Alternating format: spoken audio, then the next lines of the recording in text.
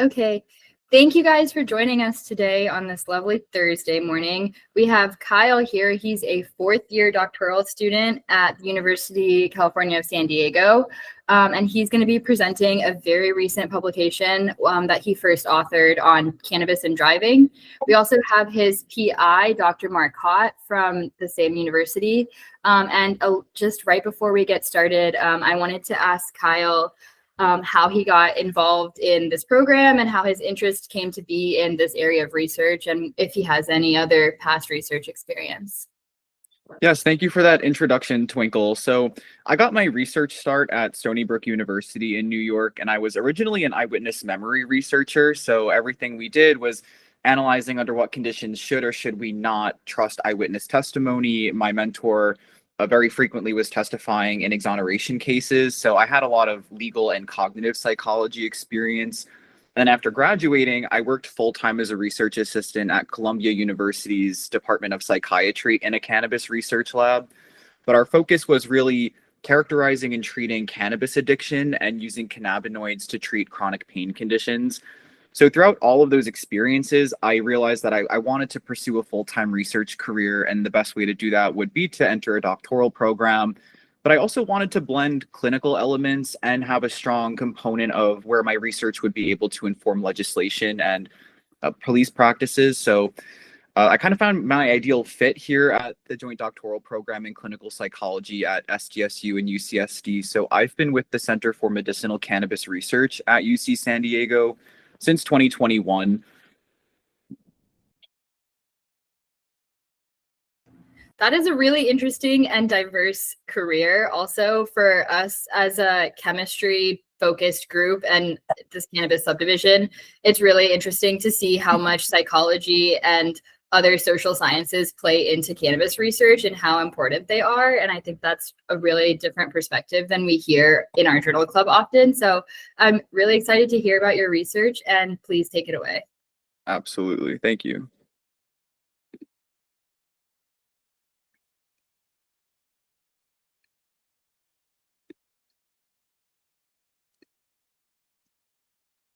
Looks good on our end. Okay, amazing. So like we said, my name is Kyle Mastripietro. I'm a fourth-year doctoral student with the San Diego State University and University of California, San Diego joint doctoral program in clinical psychology. And I'm really excited to speak to you about a publication that came out of our team at the Center for Medicinal Cannabis Research at UCSD a few months ago, titled Short-Term Residual Effects of Smoked Cannabis on Simulated Driving Performance. So just to start to orient us to what do we know about cannabis use in America and globally. So in 2023, which is the year we have the most recent data for, 244 million adults worldwide endorsed past year cannabis use, which is 4.6% of the global population, and that marked an increase from 3.9% in 2021. And specific to the United States, about half of our states have some form of recreational cannabis laws allowing adults to use cannabis. So that includes 24 states, 3 territories, and Washington, D.C. And the majority of our states do allow the use of medicinal cannabis. So currently it is legal in 40 states, 3 territories, and Washington, D.C. as well. So what do we know from a behavioral and cognitive standpoint? What happens when you use cannabis acutely? So in the minutes or hours right after you smoke, you experience decreases really broadly in cognition, but there's a few aspects of our cognitive abilities that are hit hardest.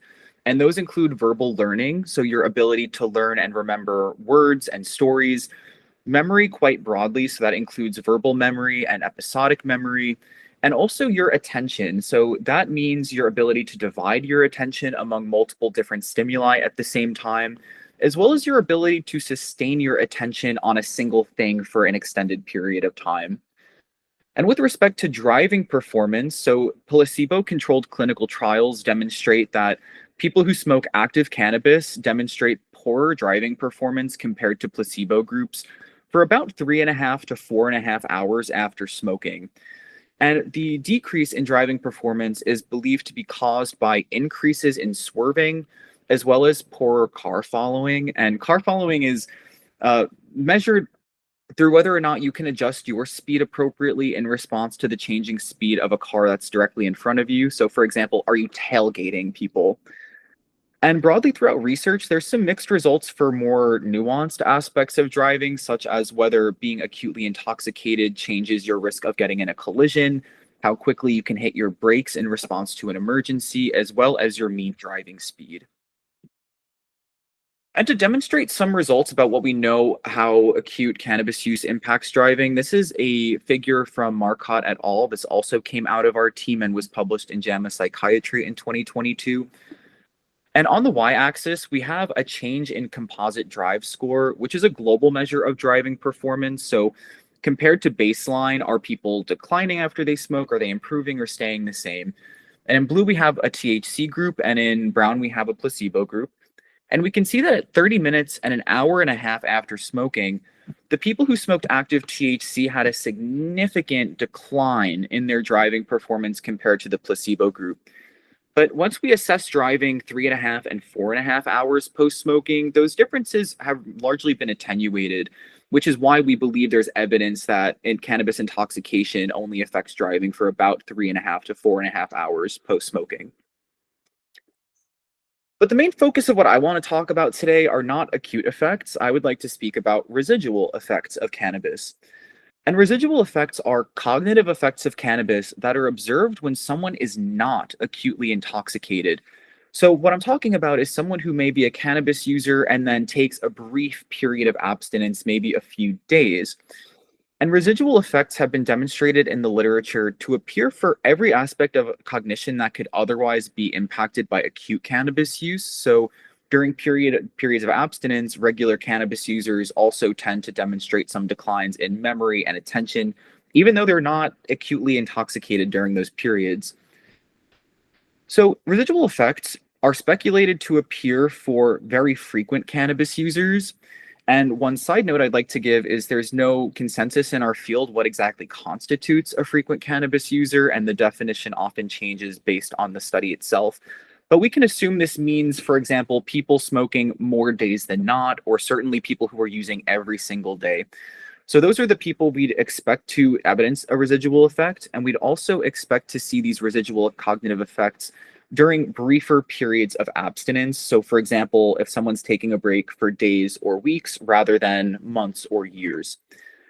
And throughout the literature, there is unfortunately no consensus on recovery periods for aspects of cognition that are decreased during these abstinence periods. But in general, there has been evidence to suggest that most aspects of cognition do recover within 30 days of abstinence from cannabis. And one of the reasons there's kind of all of these mixed results are that a lot of studies don't report some very critical variables that we would want to know about when deciding whether or not someone is experiencing a residual effect. So cannabis use histories, total days of abstinence, age of use onset, even baseline blood cannabinoid concentrations are often not reported in the existing literature. But to give you a little taste of what has been reported, so Grant et al. In 2003, that was also a paper that came out of our team, conducted a meta-analysis on what is known about residual cognitive effects of cannabis and found that overall, individuals will experience decreased verbal learning and recall. But in that meta-analysis, it's noted that most papers purporting to have found a residual effect don't actually report abstinence periods, so it wasn't exactly clear for how long these effects are manifesting. But one of the more interesting results from that meta-analysis was that residual effects tend to have small negative effect sizes. So they absolutely exist, and we can detect them on very sensitive, focused paper and pencil cognitive tests. But these effects are ultimately so mild that it's been called into question whether or not they actually translate into any observable dysfunction in day-to-day life when a regular cannabis user is again initiating a period of abstinence. And then from some individual studies, one by Pope Jr. et al. In 2001 was looking at quote unquote heavy users, so people using at least 7 times per week, so about every day. And those individuals evidenced poor verbal learning compared to former cannabis users and non-using controls up to 7 days after the initiation of an abstinence period. So all of the individuals in that study were tested 1 day after initiating abstinence, 7 days, and 28 days. So at the 28-day mark, these heavy users were no longer differing in their verbal recall from former users and controls.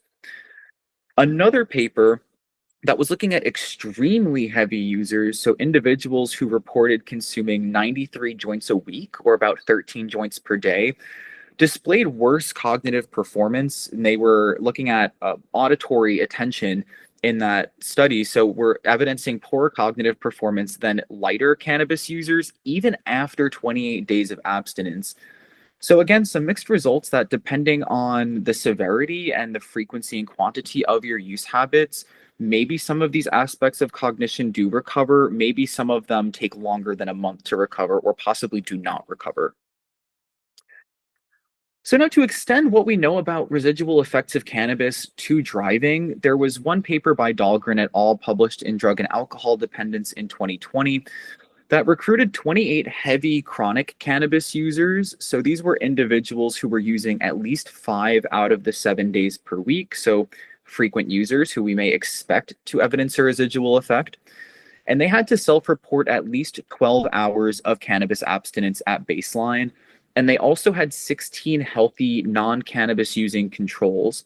So all of these participants completed a driving simulation. And the first thing that the team did was conduct a 2-group analysis comparing just all of the cannabis users together to the healthy controls. And they found that after this abstinence period, the cannabis users were evidencing poorer driving. So, for example, some of their significant outcomes were increased swerving, a fewer number of stops at red lights, and speeding. And then they conducted a 3-group analysis. So the healthy controls compared to 2 separate cannabis use groups.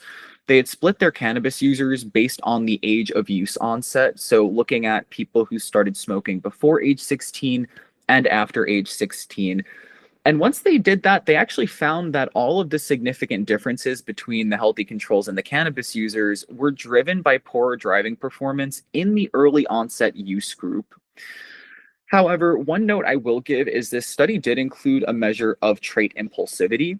So not necessarily asking people how impulsive do you feel right now, but rather asking how impulsive are you as a person.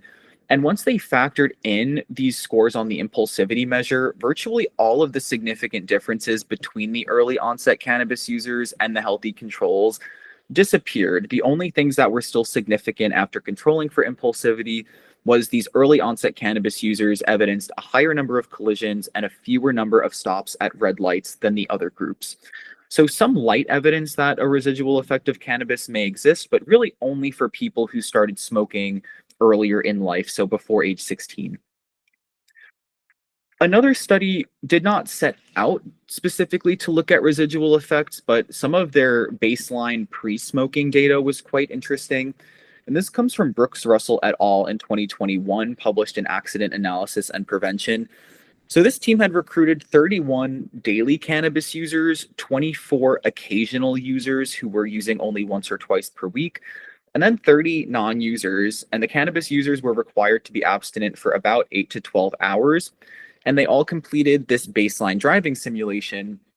And you could see based on SDLP, that's swerving or standard deviation of lateral position, on an urban road segment. I'm concerned with the pretest, so these squares. And both of their cannabis using groups evidenced less swerving at baseline after this 12-hour abstinence period than groups of non-users. So again, some mixed evidence that maybe even after a period of abstinence, these cannabis users were driving a little bit more safely than people who had never used before. So all of that brings me to the present study. So the analysis I'm speaking about today was conducted as part of a larger randomized placebo-controlled clinical trial that was exploring the acute effects of smoked cannabis on driving simulator performance. And that was Marcotte et al. 2022, which I already showed you one of the figures for. And just to give you a brief overview, that study had 191 regular cannabis users who completed a baseline driving simulation following at least 48 hours of confirmed cannabis abstinence. And we confirmed that through oral fluid or saliva analysis. And they completed that baseline assessment before smoking an ad libitum cigarette containing either active or placebo cannabis. And what ad libitum means is we told people to smoke to get as high as they wanted, as high as they would at home, rather than requiring them to smoke the whole joint, for example. So then after smoking, participants completed driving simulations at 30, 90, 210, and 270 minutes post-smoking. But the aim of this current study is to examine whether short-term residual effects of cannabis produce any decrements in baseline pre-smoking driving simulator performance following that 48-hour abstinence period. And the way that we did that is we split our analysis into two separate studies. So the first was probing for a dose response residual effect in all 191 current cannabis users. Because as a reminder, based on previous literature, we would expect a residual effect to manifest for the most frequent users and not necessarily the lighter, more infrequent users. So we analyzed the relationship between baseline driving simulator performance, total days of abstinence, cannabis use intensity variables spanning the previous 6 months, the age of cannabis use onset, and baseline blood cannabinoid concentrations for study 1. And then we had a second analysis that compared baseline driving simulator performance between the most frequent cannabis users of those 191. So 18 individuals we identified who were smoking pretty much every day and at least 1 gram per smoking day. And we compared their driving to a non-using comparison group that was recruited from a separate study that used the same exact driving simulator that all of the cannabis users completed. So to give a brief overview of the participants from study 1, the inclusion criteria were using cannabis at least 4 times in the past month. So we ended up with people who only used 4 times per month. We ended up with people who smoked every single day. So we covered a really broad range of use patterns. And since it's a driving study, of course, you had to have a valid driver's license. We made sure that people drove at least 1,000 miles in the past year and were willing to abstain from cannabis for at least 48 hours prior to their study session. And then some exclusion criteria would be having an oral fluid concentration of THC higher than 5 nanograms per milliliter on the testing day, which would indicate that they were not adherent to the abstinence period. Having a personal medical history of traumatic brain injury or any neurological conditions, cardiovascular or pulmonary disease, having a positive urine toxicology for any substance other than THC, or having serious mental illnesses. So essentially, any serious physical or mental illness was exclusionary for the study. And then study 2, the cannabis using participants had to meet all of the same inclusion and exclusion criteria as study 1. But we added this additional inclusion criteria where individuals had to use cannabis at least 28 of the past 30 days and use at least 1 gram of cannabis per smoking day. And we chose those guidelines really to try to reconcile all of the different definitions of frequent cannabis use that have been floating around in residual effects literature. And I did mention that we had a non-using comparison group. So there was another study conducted by our group looking at the acute effects of alcohol on driving simulator performance, but there was a subset of individuals in that study who had rather mild alcohol use histories and, for example, did not have alcohol use disorder. So individuals who drank on less than 15 of the previous days were considered allowable in this second study. And also we required participants to have not used cannabis in at least the previous year, but most of them actually were non-users and had never used. And again, exclusion criteria for both of our non-using group and the frequent cannabis use group were the exact same as study 1. So to give a little more detail on how we selected people for study 2, of those 191 cannabis users from study 1, we identified 18 who met these frequent cannabis use criteria. And ultimately, those 18 users smoked a mean of 2.3 grams of cannabis per day, which is around 4 half-gram joints. And their median days of abstinence was a 3. So people who got as close to our minimum abstinence period as possible. And then those 12 non-cannabis users who were recruited from the second study had a median of 13 drinks within the last 30 days and were abstinent from cannabis for a median of 536 days. To talk about our methods, this is a real picture of our driving simulator that we use in all of our studies. So every participant had to complete one 25-minute simulated drive on our high fidelity driving simulator at baseline. The drive itself included both urban and rural driving segments. And the main outcome was what we call the composite drive score, which is a global measure of driving performance that's comprised of performance on some key variables that the simulation assesses, including standard deviation of lateral position, or SDLP, that is swerving, car following abilities, standard deviation of speed, so how much variation people are having in their speed, and also performance on a divided attention task that was completed during the drive itself, and that's called the Modified Surrogate Reference Task, or MSURT for short. And just to give you an idea of what that divided attention task looked like, so while driving, individuals were presented with an iPad that was to the side of the simulator's monitors. And this iPad had a whole bunch of circles on the screen. And the participant's job was to touch the biggest of the circles. And that would be analogous to someone who is touching buttons on a GPS or potentially a phone while driving. And then how we quantified cannabis use histories and blood or oral fluid THC. So participant cannabis use histories spanning the previous 6 months were collected by timeline follow-back interviews.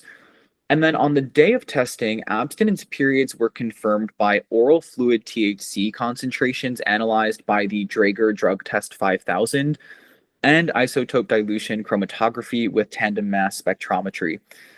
And we considered values above 5 nanograms per milliliter to indicate use within the last 48 hours. So if someone tested, let's say it's 6 nanograms per milliliter in saliva, they would be excluded from the study for that day. And I included some of our citations. We have a very robust toxicology department here at UCSD that's validated this cutoff and this technology to be able to get at people's abstinence periods. And then whole blood THC during the study itself and metabolite concentrations were collected by an indwelling intravenous arm catheter during the study day. So now to get into the results. So for study one, my 191 regular cannabis users, who were these individuals? On average, they were 31 years old. They had a disproportionately male breakdown, so about a 60-40 man to woman split. On average, 15 years of education, so 1 year short of a bachelor's degree on average. And the sample was disproportionately white and Hispanic, and followed by African American, Asian, Indigenous, multiracial, or individuals who did not know their race and ethnicity. Participants also drove a median of about 8,700 miles in the past year and had a baseline composite drive score of 0.01. So then broadly, cannabis use characteristics of this entire sample. 93 participants endorsed cannabis use less than 4 times per week. So we had about half of our participants who were using rather lightly, and then the other 49% were using more than 4 times per week. Then looking at specifically the last 30 days, so on average, individuals had used about 17 days of the last 30 days. And within that group, 15% of our sample endorsed using only once per week. So when individuals did smoke, they tended to use a half gram of cannabis per smoking day in the last 30 days, which is around 1 joint. They consumed a median of 6.7 grams of cannabis over the last 30 days. And then looking at the previous 6 months, so rather than recency of use, looking at chronicity of use, individuals were rather consistent. They said over the last 6 months when they did smoke, they smoked about a half a gram, which is again about 1 joint. And then their total grams of cannabis used over the last 6 months was about 43.8. At baseline, the sample reported an average of about 5 days of abstinence, and that reflects the variability in use patterns. Some people just were using very heavily, some people were not using very heavily. And the average age of cannabis use onset for the sample was 17 years old. So to look at our driving variables, ultimately not a single cannabis use history variable spanning the previous 6 months was predictive of baseline composite drive score following 48 hours of abstinence.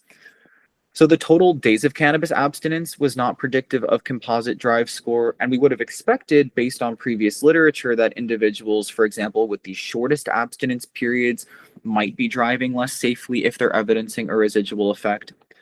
The age of cannabis use onset was unrelated to CDS. And then looking at all of our cannabis use variables spanning the previous 30 days and 6 months, so days of cannabis use, grams per day, and total grams using those timeframes were not predictive of baseline driving performance. To show that graphically, the correlation between the composite drive score on the y-axis and then total grams of cannabis consumed in the past 6 months on the x-axis. And with the CDS, positive values reflect worse driving and negative values reflect better driving. So again, just demonstrating that these two variables were not correlated at all, but you might have expected based on the previous literature that the individuals with the most frequent heavy use patterns would have been evidencing poorer driving performance at baseline, but that's not what we saw here. There were some additional cannabis use variables that we looked at with respect to the composite drive score, but ultimately we found no differences in the composite drive score or the subtests that comprise it when splitting the cannabis users based on low, middle, and high cannabis use tertiles. None of those groups differed on any of the driving measures. We also split participants based on those who had abstinence periods of exactly 2 days and those who had greater than 2 days of abstinence. There were no differences in any of the driving outcomes between those groups. And we also split participants based on those who had at least 3 or less days of abstinence or those who had greater than 3 days of abstinence. Again, no differences there. And to recreate the analysis from Dahlgren et al. 2020 that I mentioned earlier, we split our users based on those who began using prior to age 16 and then those who began using at or after age 16. And those two groups, again, did not differ on the composite drive score or any of the individual driving variables that comprise the composite drive score. And looking at baseline blood cannabinoid and metabolite concentrations, so of course we have whole blood THC, and then we also have hydroxy and carboxy THC, with hydroxy being the main psychoactive metabolite of THC and carboxy being the main non-psychoactive metabolite of THC. And actually, carboxy is what's analyzed in urine drug tests. But all of these blood cannabinoids following 48 hours of abstinence were unrelated and not predictive of driving performance or any of the subtests that comprise the composite drive score. And to just illustrate that again, on the y-axis, once again, the composite drive score, and on the x, we have whole blood THC concentrations at baseline. And these two variables were just not related and not predictive of one another. So that was study 1. Now study 2. How did our very frequent cannabis users compare to this non-using comparison group? So to look at some demographics first, they were relatively well matched on age, still on average in their early 30s, did not differ in the proportions of men and women in each group, did not have differences in race or ethnicity, nor miles driven in the past year. However, the non-using comparison group on average had about a year and a half of more education than the cannabis use group. And then to compare them directly on driving performance, so the composite drive score and the subtests that comprise it, across the board, there were no differences in driving between these frequent users and the non-using comparison group. So they didn't differ on overall composite drive score. They did not differ on how much they were swerving.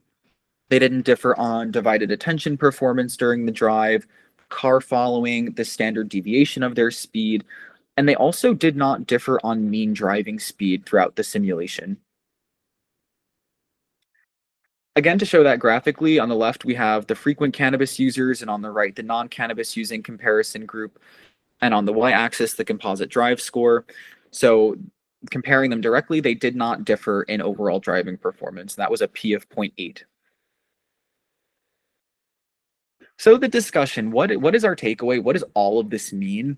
Well, this was the largest study of its kind to date, and we found no evidence of a residual effect of cannabis on driving simulator performance following at least 48 hours of cannabis abstinence. So from study 1, we know that we found no dose response residual effect among current cannabis users, which is in contradiction with some of the previous literature, because we may have expected that individuals using very frequently or very heavily might have performed worse during this period of abstinence than individuals who use cannabis rather lightly and infrequently, but we did not see that relationship. And then from study 2, we found no differences between frequent cannabis users and non-users. So these individuals who were smoking about 4 joints per day, virtually every single day, did not differ in any of our driving variables compared to individuals who were not cannabis users. And what this study ultimately adds to the literature is that we included cannabis users with a really broad range of use patterns, and a lot of previous literature only focuses on, for example, daily users. And there's some evidence that individuals who use every day might only make up about 10% of all cannabis users, so a very small subset of the broader cannabis using population. And we also were able to directly fill quite a few gaps in the literature by reporting on some variables that are very rarely reported, including days of abstinence at baseline, the age of cannabis use onset. We had objective confirmation of cannabis abstinence through oral fluid analysis, and we also had baseline blood cannabinoid concentrations as well. So ultimately, in the absence of confirmation of objective intoxication, someone's cannabis use history or even baseline blood THC concentrations don't predict driving dysfunction during periods of abstinence. So some of you might be wondering, well, what other tools do we actually have to assess for impairment on the road? And our team has weighed in on those throughout the years. So I'd like to review some of those results with you now. So as I mentioned before, Marcotte et al. 2022, published in JAMA Psychiatry, used the composite drive score itself to see if someone's objective driving performance is enough to differentiate intoxicated from sober individuals. So these are the distributions of change in composite drive score at 30 minutes post-smoking. And you would expect that 30 minutes after smoking is peak intoxication. That's as high as our participants are going to get for the day. And did their driving performance change from their sober baseline?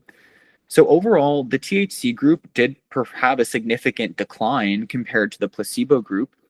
But I'm hoping that we're realizing now that there's a substantial overlap in the decline experienced by the placebo group and the THC group. And to a large extent, many THC group participants did not experience any quantifiable decline in their driving after smoking. So ultimately, using the composite drive score as a benchmark of impairment, we would only be able to classify 45.6% of the intoxicated individuals in this clinical trial as impaired compared to how the placebo group was driving. So in and of itself, even these objective driving measures don't necessarily tell us the whole story about who's impaired and who's not. So let's say you are part of that 45% of impaired individuals on the road. You get pulled over. What might a police officer do to you on the roadside? A field sobriety test. And we did collect that data, and that was published in Marcotte et al. In 2023, also in JAMA Psychiatry. So this includes 184 participants from the 191 participants that I've been talking about. And for this aspect of the study, we had drug recognition experts from the California Highway Patrol come to our lab. And these are individuals who receive a few hundred hours of specialized training in how to administer and interpret field sobriety tests. So they gave those to our participants after smoking at different periods. And some of the field sobriety tests are balance and mobility assessments. So for example, taking 9 heel to toe steps in one direction, turning around, taking 9 heel to toe steps back, balancing on one leg for 30 seconds, touching your fingers to your nose with your eyes closed, and so on. So an hour and 10 minutes after smoking, which was our first field sobriety test assessment time point, drug recognition experts called 81% of the THC group impaired. That is a good thing because those individuals were intoxicated. However, at that same time point, they also called 49% of the placebo group participants intoxicated, which ultimately indicates to us that the field sobriety test, when used to detect cannabis impairment, it is sensitive. We're capturing 81% of the intoxicated individuals, but it's not a very specific test because it has an enormous false positive rate where half of our sober individuals were being classified as impaired. And even within the placebo group, we did check to see if any cannabis use variables spanning the previous 6 months was predicting who was being impaired or non-impaired. Maybe there's a residual effect on standard or a field sobriety test performance, and none of those variables were significant. So, driving performance and field sobriety test performance are rather behavioral types of data.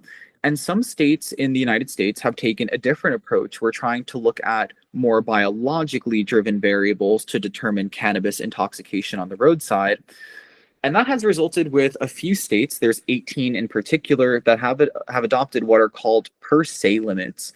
So you can think of these as BACs, but for THC. The most common being 12 states who have a no tolerance policy, which means if you test positive for any amount of cannabis, that is an immediate DUI. But then there are 6 states that have opted for a little bit more flexibility, where you're allowed to test positive for either 2 nanograms per milliliter of THC in blood or 5 nanograms per milliliter of THC in blood before it's considered a DUI. So this was from Fitzgerald et al. 2025, published in Clinical Chemistry in November, where we took 191 of our regular cannabis users from the same studies I've been talking about, and during their baseline assessment, looked at how their blood THC limits would compare to these per se laws. So on the right, we used a cutoff of 0.5 nanograms per milliliter because that was the lowest blood THC concentration we could detect, but that was our benchmark for no tolerance. Using a no tolerance policy, 42% of our sober cannabis users at baseline would be given DUIs in a zero tolerance state. Using a 2 nanogram per milliliter cutoff, 24% of our sober cannabis users at baseline would be given DUIs and called impaired. And using a 5 nanogram per milliliter cutoff, about 5.3% of our sober cannabis users at baseline would be called impaired based on that type of a law. And even within each of these cutoffs, we compare driving performance to those performing or to those scoring above or below the cutoff, and none of them were able to differentiate driving performance at baseline. Before I get into some conclusions, I do want to mention some limitations of the residual effects study. We did have a relatively small non-using comparison group. Again, it was only 12 people. However, it's not necessarily uncommon for studies of cannabis administration to have relatively small sample sizes. Also, the simulated drive was quite brief. It was only 25 minutes. So if we had designed the simulation to be an hour or an hour and a half, for example, to get at fatigue or sustained attention, would a residual effect have emerged? Possibly, but we don't know that because the study was not designed to assess that. We also had some aspects of driving performance that were not evaluated. So, for example, reaction time or having to hit the brake in response to a sudden stimulus. And that could actually be quite difficult to assess in driving simulator studies because how often do we have situations where, for example, a child's ball rolls in front of your car and you have to slam your brakes? Probably not very often, maybe only a small handful of times in your life. But to have analyzable data in driving simulator studies, you would have to do repeated administrations of those types of events, which would sacrifice a lot of your generalizability. And then lastly, we didn't have an assessment for some potential confounds, including cannabis withdrawal symptoms. Some of our users were very frequently using, and having 2 days of abstinence could be a time period where they might have been having some withdrawals from cannabis. Although none of our participants spontaneously reported withdrawal symptoms during the time of the study. And we also didn't have a measure of impulsivity. So, although some previous research has suggested that can determine some differences in baseline driving performance in cannabis users, we're not able to weigh into that issue. So, conclusions and future directions. Bottom line, residual effects of cannabis that are captured on really focused paper and pencil cognitive tests might not translate into observable decrements in overlearned behaviors like driving. And this study ultimately has some implications for how legislation should weigh different pieces of evidence, such as your baseline blood THC concentrations or your cannabis use history, in the absence of objective confirmation of acute cannabis intoxication. And future studies would benefit greatly from exploring whether these short-term residual effects of cannabis might manifest on some more complex driving tasks, of course, incorporate larger non-user comparison groups, and have better control for some of those confounds I mentioned, like better controlling for trait impulsivity or potential cannabis withdrawal symptoms during the study. I just want to end by acknowledging my co-authors. This includes a team spanning another doctoral student, a statistician. We have psychiatrists and toxicologists and neuropsychologists on this team. Also acknowledge the NIH T32 grants that fund my doctoral studies, as well as the doctoral studies of my co-author, Jake Radigan. And then acknowledge the entire UCSD research team at the Center for Medicinal Cannabis Research. There's a lot of professional research support staff who were instrumental in getting all of the studies I've spoken about today really out there. Also want to acknowledge the state of California Assembly Bill 266 that funded this research, and of course, the support we received for this research from the Center for Medicinal Cannabis Research. I just wanted to throw some of our references up here that I've been mentioning. These are all open access articles that have come from our team. So that means they are free to read or to download. And then I just want to end again by saying thank you very much for having me. I'm excited to see what questions you have. And if we're not able to address any of your questions today, Dr. Marcotte's email address is at the bottom of this slide, and you're welcome to reach out to him as the corresponding author for this study. Thank you. Thank you so much, Kyle. That was super thorough and very informative. Before you answer questions, could you do me a favor and turn your camera on and off because you're frozen? But we can still hear you well. Can you see me now? No, it's still frozen, but if it's frozen, it's okay. We got all the good content in there. Okay. Yeah, I mean, turn my camera on and off. I'm not sure if that's doing anything. Yeah. Maybe if anyone else in the chat is able to see Kyle, you could drop it and let us know. But otherwise, please ask your questions. I know I have a few, so I'll give you guys a few moments to put them in the chat. And also, maybe it's due to screen share. Yeah, I'm wondering. And that was really a very thorough presentation, Kyle, and you answered all of our questions, I feel like. But I do have a few just like things that oh, now we can see you. Great. Thank you. Great. One of my questions, which is you might not be able to answer, but have you guys looked at the comparison of the composite driver score compared to non-users, cannabis users, and then people who are non-using alcohol and then using alcohol, and to see what it's like in terms of impairment across the two substances? So that's actually not something that we've done yet, but like I mentioned, we do have that data from the alcohol and driving study. So that's absolutely something we would be able to address in the future, but that's not data that I have off the top of my head. Yeah, absolutely. And then you mentioned a lot of additional exclusion criteria and then additional variables that you guys were able to report in this research paper that wasn't present in multiple other papers that you looked at. Could you just talk a little bit about what it was like for you to design this experiment, either based off of what you saw was missing in those papers, or how it came to be that you were able to supplement so much more information in this paper? Yeah, so I think a huge component of science that everyone in research will relate to is just having to go into literature, see what's there and see what's missing. And that drives a lot of the research questions you have. So as I'm reading what types of papers are out there, I'm coming up with my own questions and thinking, well, I wish they would have reported X, Y, and Z. But recognizing not everyone has the infrastructure or the resources to collect all of that data, it's really easy to call people out for not having it, but maybe it wasn't easy for them to collect. And we thankfully happen to be in the type of lab that has a really robust infrastructure, that has an enormous amount of research support staff, where we were able to just organically collect all of those additional variables. So we had them around to report. That makes a lot of sense. Please go ahead, Dr. Marcotte.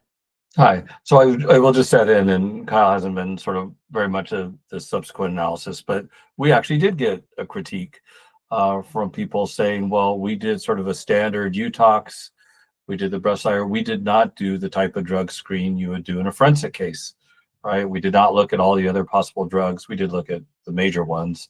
And so based on that, our toxicologist, Dr. Fitzgerald and Ray Suhandinata, did a broad drug screen looking at all the tier 1 drugs that are listed, by the National Safety Council. And that's a publication that we're working on right now, but looking at baseline did any of those drugs perhaps influence performance? Bottom line is there weren't a lot of people who were positive, but there was a little bit of effect. There was a little bit of effect on field sobriety tests. But in fact, we got a critique and we fortunately saved samples and were able to go back and look at those questions. Wow, that is really interesting and very cool that you can now retrospectively go back and look at that data and analyze it. That is, that'll be very interesting to see. I'm also curious because I'm a migraine sufferer, and I think that there are times when I have migraines that I shouldn't be driving because it's impairing. And so I'm also curious about like other kinds of non-drug related impairments that people could have been suffering from at any point in the studies. Kyle can answer that. Yeah, so I mean, during our studies, we try to do a thorough assessment of making sure that people are feeling well at the time. So, for example, if someone started getting nauseous from the driving simulator, because looking at a screen like that could, in theory, make someone nauseous, that's something we encourage people to report. We were constantly asking, how are you feeling? Is everything going well? And we took very extensive notes. But if someone, for example, said, I have a really severe migraine, and we know that migraines can absolutely affect cognitive performance, that's something where we likely would have cut someone's study session short and not included them in the final sample. So I'll just add in, so if you're interested, Nat Schuster, SCHUSTER, just published a month ago on cannabis use for migraines, finding a positive effect for vaporizing. But Kyle, do you want to comment? Because you've been helping on the MS manuscript, and that's perhaps informative about medicinal use of cannabis. Yeah, so we do have a manuscript in preparation that looks at use of cannabis to treat spasticity in multiple sclerosis. And multiple sclerosis is a neurodegenerative disorder where one of the most common symptoms is spasticity, which are these involuntary, jerky muscle movements in your limbs. So you can imagine someone trying to drive with spasticity might not be able to drive well, even if they're cognitively fully intact, just simply due to these motor symptoms. And there's evidence that cannabis can be really effective in reducing the severity of spasticity. So we had this study that was conducted along with Jody Corey Bloom from UCSD. She runs a Huntington's Disease Center for Excellence that had individuals with MS come into the lab, smoke, and then complete driving simulations. So we find that in people with spasticity, post-smoking, their driving performance does improve, but it's not necessarily an effect where someone goes from being a poor driver due to spasticity, they smoke, and all of a sudden they become a spectacular driver, but they do still evidence some improvement. And ultimately, the effect sizes we're seeing of cannabis on driving in that sample is comparable to a lot of the drugs that people with MS are already prescribed and allowed to drive on. So hopefully when that gets published, it'll be some evidence that cannabis can absolutely treat some chronic medical conditions in a way that does not impair driving any more than medications these people may already be on and driving on. Wow, that sounds like a very important set of research for those affected by that in the community, like both keeping them safe from the law and keeping them mentally and healthy. That is really cool. Since you just mentioned that you guys have the capacity to have people come onto your research center and smoke and then do these tests, could you talk a little bit about some of the challenges that you might have had with IRB to be allowed to do this research? Tom, perhaps I might defer to you on that since you're the one who had to acquire the DEA license. But traditionally, it actually takes quite a lot of resources to be able to get those studies off the ground. But Tom, I'll let you take it. We've been extremely lucky. So we've had our CMCR Cannabis Research Center since the year 2000. And we've been extremely lucky to have an administration and IRB that is forward thinking and supportive. And actually, we had minimal challenges with IRB in getting this through. As Kyle comments, we do have to get a DEA registration for Schedule 1. We do use our investigational pharmacy. We had to go through FDA approvals since a randomized clinical trial. So we had all of those hurdles to go through, but it all actually went fairly smoothly. And in fact, now, so this was doing cannabis on site. We're now doing a study Kyle's part of looking at real world products, dabbing, vaping, that we cannot bring on site because they're federally illegal.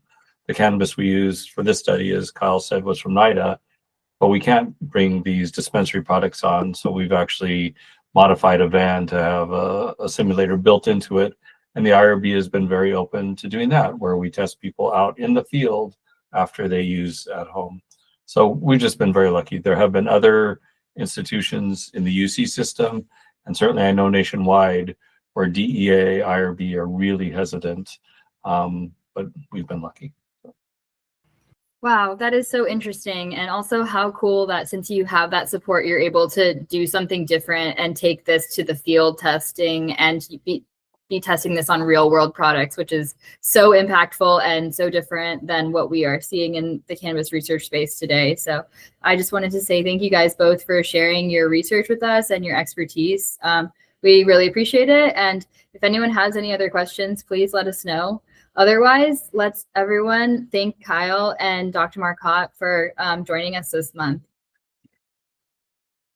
And everyone, this will be uploaded to our CAN YouTube channel to live on forever, so you can reference it and rewatch it and share it with whoever you need. But please feel free to share the link around, and I hope you guys will join us again next month. And, Kyle and Dr. Marcotte, if you guys have any other research that you're interested in sharing with our journal club, we're always happy to have you guys on. Yeah, and thank you so much again for having me. This was an amazing experience. I think this is a wonderful group, and I'm always happy to see these type of implementation initiatives going on, and I hope that our paths gets across again sometime.